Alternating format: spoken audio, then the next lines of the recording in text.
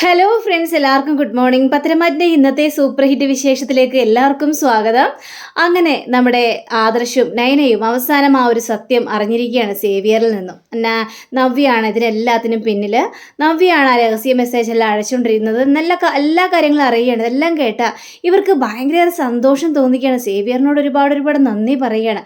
ഇത് കേട്ട സേവിയർ അതെ മൂർത്തീസ് ജ്വല്ലറിയിൽ വരാൻ നേരത്തെ എനിക്ക് സ്വർണത്തിൻ്റെയൊക്കെ വില കുറച്ച് തന്നാൽ മതി എന്നൊക്കെ പറഞ്ഞപ്പോഴേക്കും എടാ നീ അങ്ങോട്ട് പോരടാ, നിനക്ക് സ്വർണം ഫ്രീ ആയിട്ട് തന്നെ തന്നേക്കാം, വലിയൊരു ഉപകാരമല്ലേ നീ ഞങ്ങൾക്ക് വേണ്ടി ചെയ്തിരിക്കുന്നത്, അപ്പോൾ നിനക്ക് വേണ്ടി ഇത്രയെങ്കിലും ചെയ്യണ്ടേ എന്നും പറഞ്ഞ് ഇവർ നേരെ പുറത്തേക്ക് ഇറങ്ങി പോവാണ്.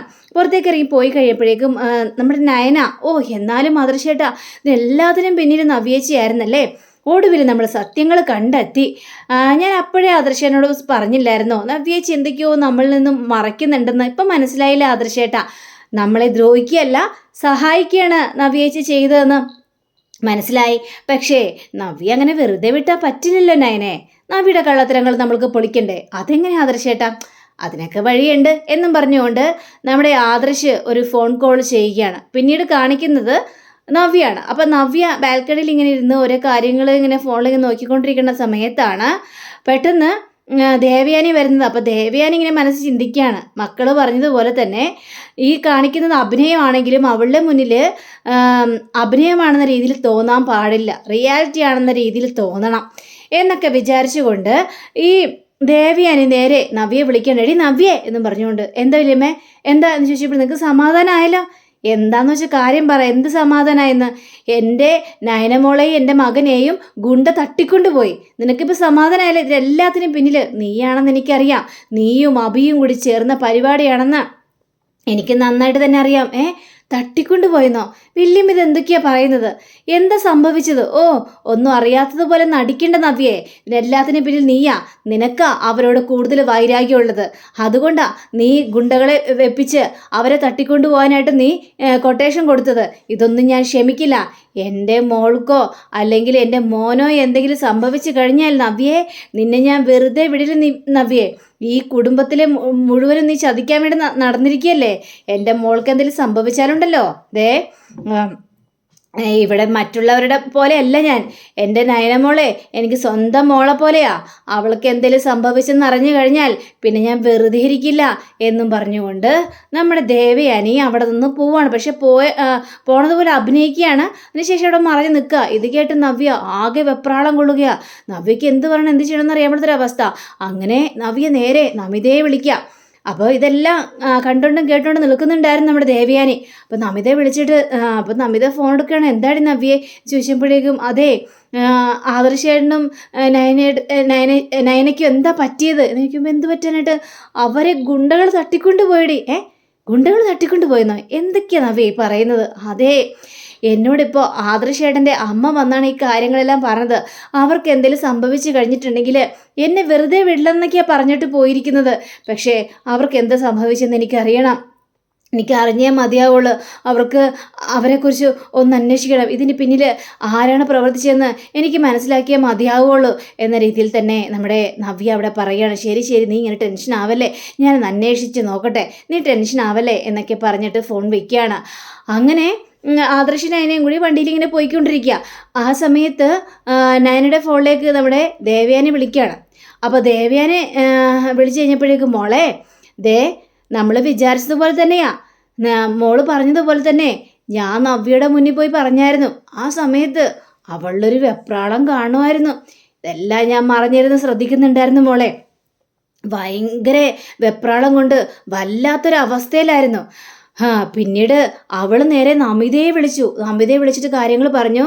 എൻ്റെ നയനയ്ക്കും ആദർശേട്ടനും ഒരു ആപത്തും വരാൻ പാടില്ല, അവരെവിടെയുണ്ട് എന്തുണ്ട് എന്നൊക്കെ പോയി അന്വേഷിക്കണമെന്ന്.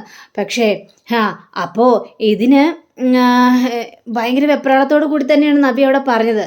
അതൊക്കെ കേട്ട് കഴിഞ്ഞപ്പോഴേക്കും നമ്മുടെ നയനയ്ക്ക് കാര്യങ്ങളെല്ലാം മനസ്സിലായി. അപ്പോൾ നവ്യേച്ചി നമ്മളെ തകർക്കാനല്ല രക്ഷിക്കാനാണ് അമ്മ നോക്കുന്നത്. അതെ ഏതായാലും നിങ്ങൾ കള്ളത്തരങ്ങൾ കണ്ടുപിടിക്കാൻ പോവല്ലേ, കണ്ടുപിടിക്കേ എന്നും പറഞ്ഞുകൊണ്ട് ഫോൺ വെക്കുകയാണ്. അപ്പോൾ ആദർശേട്ടാ ഇപ്പം മനസ്സിലായല്ലോ കാര്യങ്ങളൊക്കെ, അപ്പോൾ നവ്യേച്ചിക്ക് നമ്മുടെ കാര്യത്തെക്കുറിച്ച് ഓർത്ത് ഭയങ്കര വെപ്രാളമുണ്ട്. അതുകൊണ്ടാണ് ഇങ്ങനെയെല്ലാം പെരുമാറാനുള്ള കാരണം. ഇത് കഴിഞ്ഞപ്പോഴേക്കും ഇത്രയും പോരല്ലോ, നവ്യയെ നമ്മുടെ മുന്നിൽ കൊണ്ട് നിർത്തിക്കണ്ടേ, എന്നിട്ട് അവളുടെ മുന്നിൽ സത്യങ്ങൾ തെളിയിക്കണ്ടേ ആദർശേട്ടാ. ഇനി ആദർശേട്ടൻ എന്തിനുള്ള പുറപ്പാടാ? ഇനി എന്ത് ചെയ്യാനാണ് ആദർശേട്ടാ എന്ന് ചോദിക്കുമ്പോൾ നമ്മൾ നേരെ നമിതയുടെ വീട്ടിലേക്ക് വിടുന്നു. അങ്ങോട്ട് പോകാനോ? അങ്ങോട്ട് പോയിട്ട് എന്തിനാണ് ആദർശേട്ടാ എന്ന് ചോദിക്കണം. അതൊക്കെ ഉണ്ട് നയനെ. അങ്ങനെയും പറഞ്ഞുകൊണ്ട് ഇവർ രണ്ടുപേരും കൂടി നേരെ നമിതയുടെ വീട്ടിലേക്ക് എത്തുക. അപ്പോൾ നമിതയുടെ വീട്ടിലെത്തി കോളിംഗ് ബെല്ലടിച്ച് നമിത കതകം തുറക്കുക. അപ്പോൾ നമിതയ്ക്ക് ഇവരെ കണ്ടു കഴിഞ്ഞപ്പോഴേക്കും കുറച്ചൊരു വെപ്രാളം, ഭയങ്കര ഒരു ടെൻഷനോട് കൂടി തന്നെ നിൽക്കുകയാണ്. എന്താ ചേച്ചിക്ക് ഞങ്ങളെ പരിചയമുണ്ടോ എന്ന് ചോദിക്കുമ്പോൾ അങ്ങനെ വലിയ പരിചയമൊന്നുമില്ല, എന്നാലും അറിയാം, ചെറുതായിട്ടൊക്കെ അറിയാം. പക്ഷേ ഞങ്ങൾ ചില കാര്യങ്ങൾ അറിയാൻ വേണ്ടിയാണല്ലോ വന്നത്. എന്താ ഞങ്ങളുടെ മുന്നിൽ എല്ലാ കാലത്തോളം ഇതൊക്കെ മറച്ചു വയ്ക്കാമെന്ന് നിങ്ങൾ വിചാരിച്ചോ ചേച്ചി എന്ന് പറയുകയാണ്. നമിതയല്ലേ എന്ന് പറഞ്ഞപ്പോഴേക്കും അതെ, ഞാൻ നമിതയാണ്. അപ്പോഴേക്കും ആദർശ് ചോദിക്കുകയാണ്, നയനെ ഇങ്ങനൊരു ഫ്രണ്ട് നിൻ്റെ ചേച്ചിക്കുള്ളതായിട്ട് നിനക്കറിയാവോ? ഇങ്ങനൊരു ഫ്രണ്ടിനെ എനിക്കറിയില്ല. എൻ്റെ ചേച്ചിയുടെ മിക്ക ഫ്രണ്ടിനെ എനിക്കറിയാം, പക്ഷേ നമിത എന്നുള്ളൊരു ഫ്രണ്ടിനെ ഞാൻ ആദ്യമായിട്ടാണ് കാണുന്നത്. നമിത, ഞങ്ങളെല്ലാ കാര്യങ്ങളും അറിഞ്ഞിട്ട് തന്നെയാണ് വന്നിരിക്കുന്നത്. നിങ്ങളാണ് അജ്ഞാത മെസ്സേജ് എൻ്റെ ഫോണിലേക്ക് വിടുന്നതെന്നും നിങ്ങളും നവ്യയും കൂടി ചേർന്നിട്ടാണ് ഈ പണികളെല്ലാം ഒപ്പിക്കുന്നതെന്നും ഒക്കെ ഞങ്ങൾക്ക് മനസ്സിലായ കാര്യമാണ്. അതുകൊണ്ട് ഇനി ഞങ്ങളുടെ മുന്നിൽ നാടകം കളിക്കണ്ട, ഉള്ള സത്യങ്ങൾ തുറന്ന് ഞങ്ങളോട് പറഞ്ഞോ, അതിന് യാതൊരു കുഴപ്പമില്ല. ഇത് കേട്ടപ്പോഴേക്കും അത് പിന്നെ ഞാനും നവ്യയുവേ ഒരുമിച്ച് പഠിച്ചതാ, 1 മുതൽ 5 വരെ ഓരോ സ്കൂളിൽ. ഇത് കേട്ട് കഴിഞ്ഞപ്പോഴേക്കും നയനാണെങ്കിലേ അവിടെ തന്നെയല്ലേ ഞാനും പഠിച്ചത്, എന്നിട്ട് എനിക്ക് ചേച്ചി അറിഞ്ഞൂടല്ലോ. നയന എന്നെ കണ്ടിട്ടുണ്ട്, പിന്നെ ഇത്രയും വർഷമായില്ലേ, മറന്നുപോയിട്ടുണ്ടാവും. 5ാം ക്ലാസ് കഴിഞ്ഞപ്പോൾ എൻ്റെ അച്ഛൻ്റെ കൂടെ ഞാൻ ദുബായിലേക്ക് പോയി. പിന്നെ അവിടെയായിരുന്നു പഠിച്ചതും വളർന്നതും ഒക്കെ. പിന്നെ വർഷങ്ങൾക്ക് ശേഷമാണ് ഇവിടെ വന്നതും നവ്യയെ തേടി ഞാൻ എത്തിയതും. നവ്യ കണ്ടപ്പോൾ എനിക്ക് ഒരുപാട് സന്തോഷം തോന്നി. അവൾ എൻ്റെ ബെസ്റ്റ് ഫ്രണ്ടായിരുന്നു. പിന്നീടാണ് മനസ്സിലാക്കിയത് നവ്യ വലിയൊരു പ്രശ്നത്തിൽ കുടുങ്ങിക്കിടക്കുവാന്ന്. അങ്ങനെ അവളെ സഹായിക്കാനായിട്ട് ഞാൻ ഒരുങ്ങി. അവൾ പറയുന്നതനുസരിച്ച് ഞാൻ മുന്നോട്ട് പോവുകയും ചെയ്തു. ആണോ? എങ്കിലേ എനിക്കൊരു പണിയുണ്ട് എന്നും പറഞ്ഞുകൊണ്ട് നമ്മുടെ നയന നമിതയുടെ കയ്യിൽ നിന്ന് ഫോൺ മേടിക്കുകയാണ്. ചേച്ചി ആ ഫോൺ ഇങ്ങോട്ട് വന്നേ. എന്തിനാ ഫോൺ? അതൊക്കെ ഉണ്ട്, ഫോൺ ഇങ്ങോട്ട് താ എന്നും പറഞ്ഞുകൊണ്ട് ഫോൺ മേടിച്ചിട്ട് നമ്മുടെ നവ്യയ്ക്ക് ഒരു മെസ്സേജ് വിടുക അതിന്ന്. അപ്പോൾ അതിൽ നിന്ന് മെസ്സേജ് വിട്ട് കഴിഞ്ഞപ്പോഴേക്ക് നവ്യയ്ക്ക് അവിടെ മെസ്സേജ് ചെല്ലുകയാണ്. അപ്പോൾ അയ്യോ ദൈവമേ, നമിതയുടെ മെസ്സേജ് ആണല്ലോ, അപ്പോൾ ഇന്നതുപോലെ അവിടെ എഴുതിയിരിക്കുക, എത്രയും പെട്ടെന്ന് വരണം, ഒരു അത്യാവശ്യ കാര്യമുണ്ടെന്നൊക്കെ പറഞ്ഞുകൊണ്ട്. അപ്പോൾ ആകെ പേടിച്ച് നിൽക്കുകയാണ് നവ്യ. അല്ലെങ്കിൽ ഗുണ്ടകൾ ഇവർ രണ്ടുപേരെയും തട്ടിക്കൊണ്ട് പോയെന്നുള്ളൊരു വാർത്തയാണല്ലോ അവിടെ വന്നിരിക്കുന്നത്. അപ്പോൾ നവ്യാണെങ്കിൽ പിന്നീട് ഒന്നും ആലോചിച്ചില്ല. നവ്യ നേരെ വണ്ടി എടുത്തിട്ട് നമിതയുടെ വീട് ലക്ഷ്യമാക്കി തന്നെ പോവാണ്. അവിടെ ഇറങ്ങുകയാണ്. അവിടെ ഇറങ്ങി വാതിലെല്ലാം അടച്ചിട്ടിരിക്കുക. അപ്പോൾ അവിടെ കോളിംഗ് ബെല്ലടിച്ച് കഴിഞ്ഞപ്പോഴേക്കും നമിത കഥ തുറക്കുകയാണ്. അപ്പോൾ പറ, നീ എന്തിനാ മെസ്സേജ് ഇട്ടത്? ഞാനാകെ ടെൻഷനിൽ നിൽക്കുകയാണ്. എൻ്റെ നയനയ്ക്കും എൻ്റെ ആദർശേട്ടൻ എന്താ പറ്റിയത്? പറയാനാ പറഞ്ഞത്. അയ്യോ, എനിക്കാകെ പേടി തോന്നുന്നു നമിതേ. അവർക്ക് എന്ത് പറ്റി? അവർക്ക് എന്തെങ്കിലും പറ്റിക്കഴിഞ്ഞാൽ ഞാൻ ഒരെണ്ണത്തിനെ ഞാൻ വെറുതെ വിടില്ല എന്നിങ്ങനെ പറഞ്ഞുകൊണ്ടിരിക്കുമ്പോൾ ദാ വരുന്നു നമ്മുടെ നയനയും ആദർശം. അപ്പം നയന പറയണം എനിക്ക് ഒരാപത്തും പറ്റിയിട്ടില്ല എന്നും പറഞ്ഞുകൊണ്ട് നവ്യ ആകെ പെട്ടു എന്നൊരവസ്ഥയിലായി പോവാണ്. നിങ്ങളെന്താ ഇവിടെ? നിങ്ങളെന്തിനാ ഇങ്ങോട്ട് വന്നത് എന്ന് ചോദിക്കുമ്പോൾ എൻ്റെ പൊന്നു നവ്യേച്ചി, ഇനി ഞങ്ങളുടെ മുന്നിൽ നാടകം കളി വേണ്ട. നവ്യേച്ചിയുടെ കൂട്ടുകാരിയാണ് നമിതയെന്നും നമിതയുടെ ഫോണിൽ നിന്നാണ് ഞങ്ങൾക്ക് അജ്ഞാത മെസ്സേജ് വരുന്നതെന്നും ഒക്കെ എല്ലാ തെളിവ് സഹിതം പിടിച്ചതിന് ശേഷമാണ് ഞാൻ ഇവിടെ എത്തിയിരിക്കുന്നത്. അതുകൊണ്ട് ചേച്ചി ഞങ്ങളുടെ മുന്നിൽ കുറേ നാടകം കളിച്ചതൊക്കെ മതി. ഇതൊക്കെ കേട്ട് കഴിഞ്ഞപ്പോഴേക്കും നവ്യ വല്ലാത്തൊരവസ്ഥ നിൽക്കുകയാണ്. എന്തിനാ ചേച്ചി എന്തിനാ ഞങ്ങളുടെ മുന്നിൽ ഇത്രയും നാടകം കളിച്ചത്?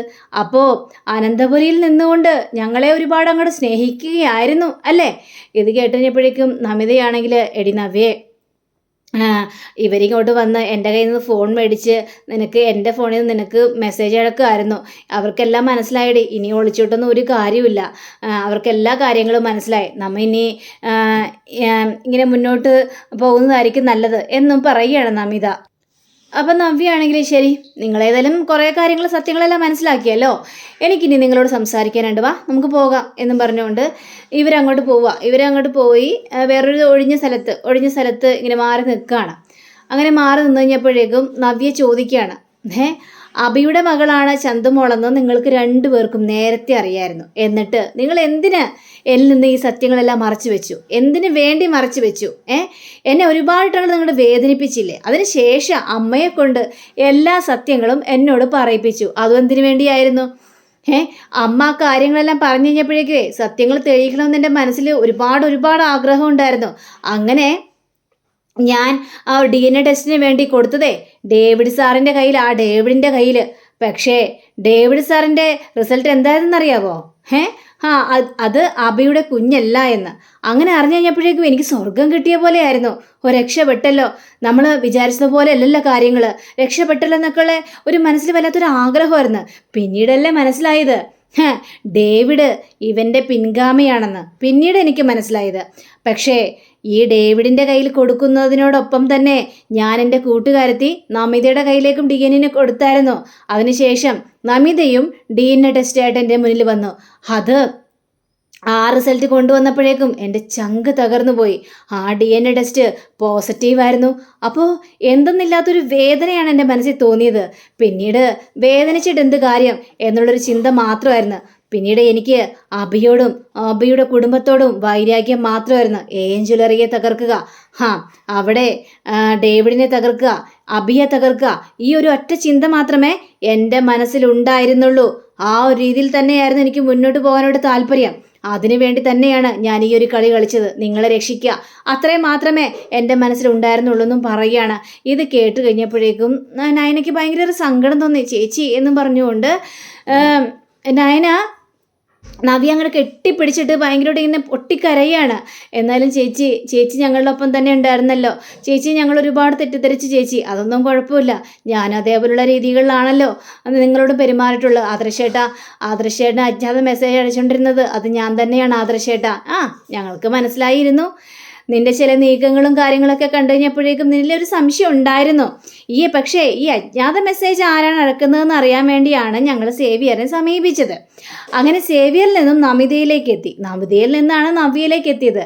ഇപ്പോൾ കാര്യങ്ങളുടെ കിടപ്പെല്ലാം ഇങ്ങനെ ആയില്ലേ എന്നൊക്കെ പറയാണ്. അതെ, യാതൊരു കാരണവശാലും ഇനി അഭിയെ ആ കുടുംബത്തിൽ ജീവിക്കാനായിട്ട് ഞാൻ അനുവദിക്കില്ല.